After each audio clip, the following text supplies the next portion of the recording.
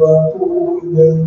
أشهد أن لا إله إلا الله وحده لا شريك له إله واحد شهد ونحمده مسلما وأشهد أن لا إله إلا الله وحده لا شريك له إله واحد شهد ونحمده مسلما وأشهد أن لا إله إلا الله وحده لا شريك له إله واحد شهد ونحمده مسلما وأشهد أن لا إله إلا الله وحده لا شريك له إله واحد شهد ونحمده مسلما. بسم الله الرحمن الرحيم. السلام عليكم ورحمة الله وبركاته.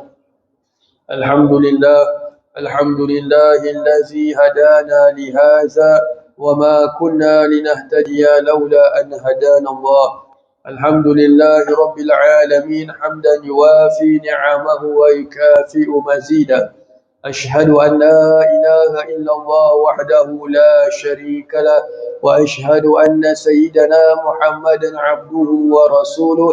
اللهم صل وسلم على سيدنا محمد مفتاح باب رحمة الله عدد ما في علم الله صلاة وسلاما دائمين بدوام ملك الله وعلى آله وصحبه عدد كل ذرة ألف مرة. اللهم صل وسلم على نور الأنوار وسر الأسرار وترياق الأغيار ومفتاح باب اليسار سيدنا ومولانا محمد المختار وآله الأطهار وأصحابه الأخيار عدد نعم الله وإفضاله. سبحانك لا علم لنا إلا ما علمتنا إنك أنت العليم الحكيم. رب اشرح لي صدري ويسر لي أمري واحلل عقدة من لساني يفقه قولي. أستغفر الله العظيم الذي لا إله إلا هو الحي القيوم وأتوب إليه. أما بعد. Alhamdulillah, kita kembali pada membacakan kitab Al-Miftah li Bab Nikah, di mana semalam telah kita melalui bab yang baru berkenaan dengan bab mahram. Dan kita sedia maklum bahawasanya mahram yang ada dalam sisi syarak itu ada 18, iaitu mahram dari sudut keturunan atau hubungan darah, iaitu ibu, saudari kandung, adik-beradik kepada bapa, adik-beradik kepada ibu, adik-beradik sendiri, dan juga anak saudara lelaki, anak-anak saudara daripada adik-beradik perempuan. Jadi ini semua adalah tujuh golongan yang di mana pengharamannya itu ataupun mahramnya itu adalah mahram selama-lamanya. Begitu juga dengan 7 lagi golongan yang merupakan daripada hubungan susuan. Mahram dari sudut susuan sama dengan mahram dari sudut nasab ataupun keturunan. Dan yang lagi 4 adalah mahram dari sudut pernikahan, iaitu ibu kepada isteri, anak perempuan kepada isteri, dan juga isteri kepada bapa dan isteri kepada anak. Jadi ini semua adalah pengharaman, dinamakan pengharaman selama-lamanya. Tidak boleh diubah. Baik, jadi kita lanjutkan tentang sambungan apa yang dikatakan oleh pengarang di sini. Bismillahirrahmanirrahim. Al-mahramatu bil jam'i kullu imra'ataini bainahuma nasabun aw rada'un law furidat ihdahuma zakaran ma'al kauni al-ukhra unsa haruma tanakuhuma kal ukhtayaini. Adapun pengharaman atau mahram dari sudut pergabungan, iaitu adalah setiap dua perempuan di antara keduanya itu ada hubungan nasab, yakni keturunan, ataupun ada hubungan susuan, maka tidak boleh dia bernikah dengan salah satunya itu, yakni bernikah dengan kedua-dua saudara seperti itu. Jadi kalau seorang suami dia menikah dengan seorang isteri, maka haram bagi sesuami itu untuk bernikah dengan adik-beradik si isteri itu. Ketika mana masih bernikah dengan si isteri itu, maknanya masih dalam perkahwinan, tak boleh bernikah dengan adik-beradik. Baik. Wa kal mar'ati wa ammatiha, dan bernikah dengan seorang isteri begitu juga dengan makciknya pada masa yang sama. Wal mar'ati wa khalatiha, dan bernikah dengan seorang isteri begitu juga dengan mak ibu saudaranya daripada sebelah mak.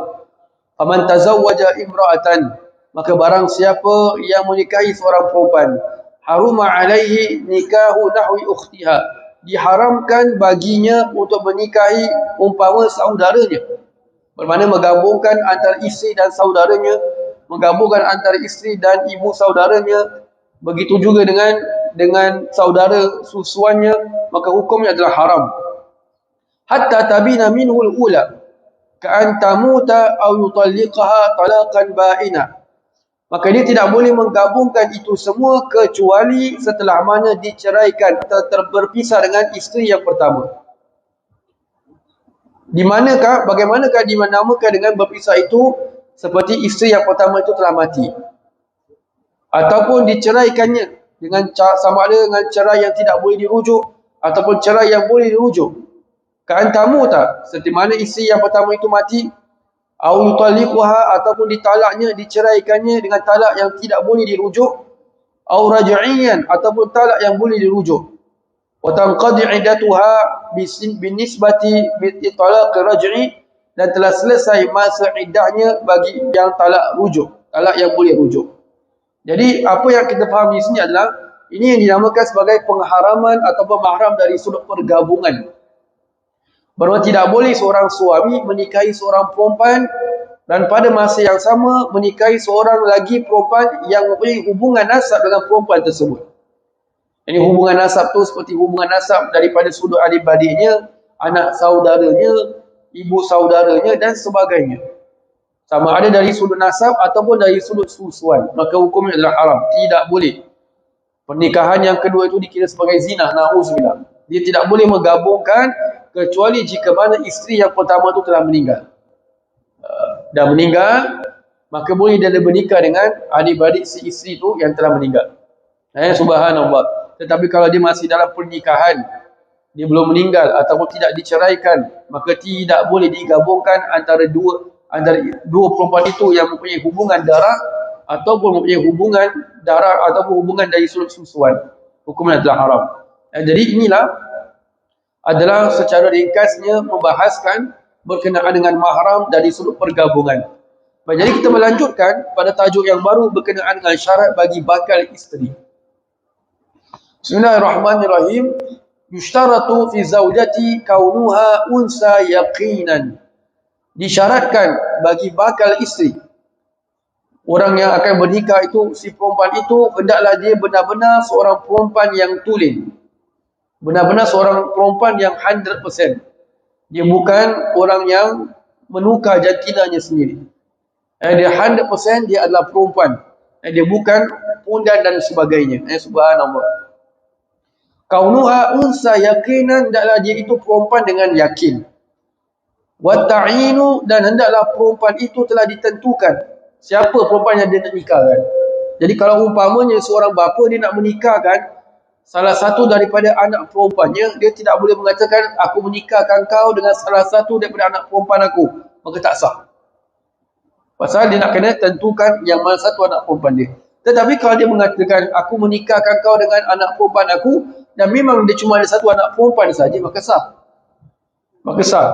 Begitu juga dengan kalau dia mengatakan aku menikahkan kau dengan perempuan itu yang berada dalam rumah tu, dan memang perempuan tu satu orang saja dalam rumah tu, maka sah.